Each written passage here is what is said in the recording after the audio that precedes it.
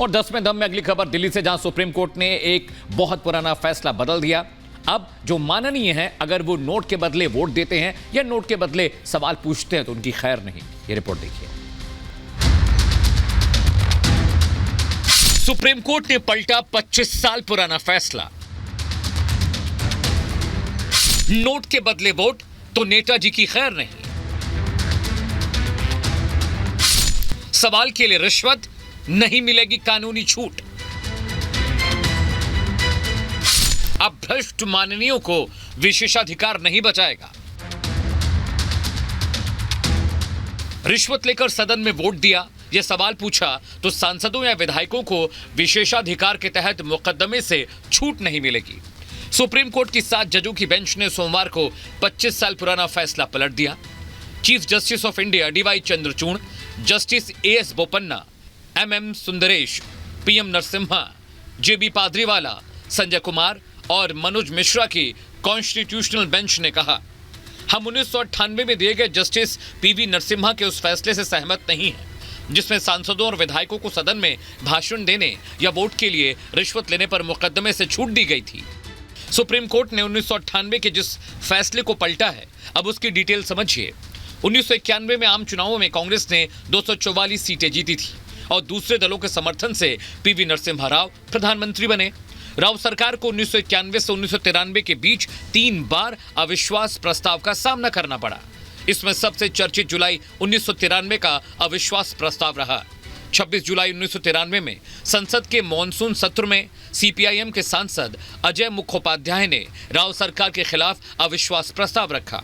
इस प्रस्ताव की 2 मुख्य वजहें थी। राव सरकार के दौरान 1991 में आर्थिक उदारीकरण और 1992 में बाबरी विध्वंस। उस समय लोकसभा में 528 सांसद थे। दावा किया गया कि सरकार के पक्ष में केवल 251 सांसद थे, यानी बहुमत से 14 कम। जब 28 जुलाई 1993 को अविश्वास प्रस्ताव पर वोटिंग हुई तो सरकार के पक्ष में 265 वोट पड़े और विपक्ष में 251। राव की सरकार बचाने के लिए झारखंड मुक्ति मोर्चा के 4 सांसदों ने भी मतदान किया। 1 फरवरी 1996 को राष्ट्रीय मुक्ति मोर्चा के रविंद्र कुमार ने सीबीआई में शिकायत की। उन्होंने कहा कि 1993 में अविश्वास प्रस्ताव के खिलाफ वोटिंग करने के लिए जेएमएम के 4 सांसदों समेत कुल 12 सांसदों को 3 करोड़ से ज्यादा रिश्वत दी गई और आपराधिक साजिश रची गई। 1998 में 5 जजों की कॉन्स्टिट्यूशनल बेंच ने 3-2 के बहुमत से तय किया कि ऐसे मामलों में जनप्रतिनिधियों पर मुकदमा नहीं चलाया जा सकता। ये विषय अब सर्वसम्मति से माननीय उच्चतम न्यायालय ने स्पष्ट कर दिया है। भाई नहीं, भाई ऐसे कोई विशेष अधिकार थोड़ी ना हो सकते हैं कि घूस देने के या लेने के लिए, और उसमें आप कहें कि मेरे विशेष अधिकार की वजह से मैं बच सकता हूं या बच सकती हूं। तो ये गंभीर कानूनी प्रश्न था, लेकिन ये विषय जो है कई दशकों से ज्वलंत था। प्रधानमंत्री नरेंद्र मोदी ने भी सदन में नोट लेकर वोट देने के मामले में सुप्रीम कोर्ट के फैसले का स्वागत किया है। पीएम ने सोशल मीडिया प्लेटफॉर्म एक्स पर लिखा, स्वागतम, सुप्रीम कोर्ट का एक बड़ा फैसला जो स्वच्छ राजनीति तय करेगा और व्यवस्था में लोगों का विश्वास गहरा करेगा। ये मुद्दा सुर्खियों में तब आया जब सुप्रीम कोर्ट ने झारखंड मुक्ति मोर्चा के विधायक सीता सोरेन के एक कथित रिश्वत मामले की सुनवाई शुरू की। सीता सोरेन पर आरोप था कि उन्होंने साल 2012 में राज्यसभा के चुनाव में एक निर्दलीय उम्मीदवार को वोट देने के लिए रिश्वत ली। Bureau report, Republic Bharat. अगली खबर दिल्ली से, जहां पर अरविंद केजरीवाल ने 8वें समन को भी इग्नोर कर दिया है। वो न जाने की ABCD पढ़ रहे हैं और ईडी उनके इंतजार में रेडी है। रिपोर्ट देखिए।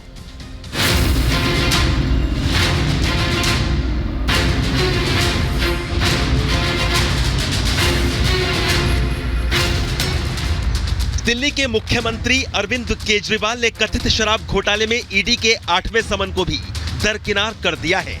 ईडी ने सीएम को समन जारी कर 4 मार्च को पेश होने के लिए कहा था, लेकिन केजरीवाल पेश नहीं हुए। हालांकि कथित शराब घोटाले में 8वां समन जारी होने के बाद अब केजरीवाल ने ईडी को जवाब दिया है।